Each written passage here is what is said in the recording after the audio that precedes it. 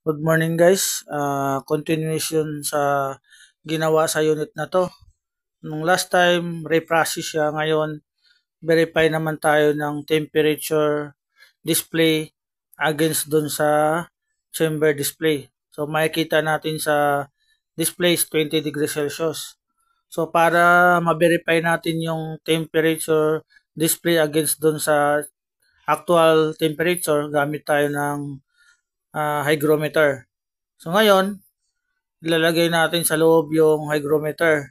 Ang posisyon niya, ilalagay natin sa gitna.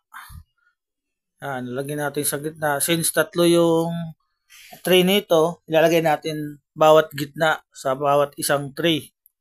So later on, titingnan natin after mag-stable yung temperature display.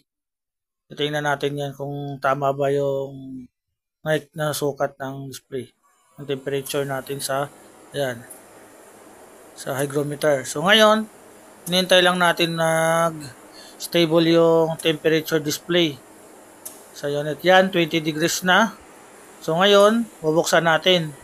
Titingnan natin yung hygrometer.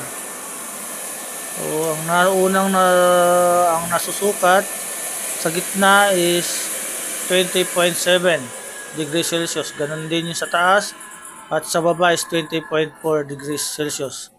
So, yun yung nasukat niya sa 20 degrees Celsius sa display natin at set point natin. So, I think pasok naman siya kay 0.07. Verify lang natin sa calibration yung tolerance ng hygrometer. Yun lang guys. Thank you for watching.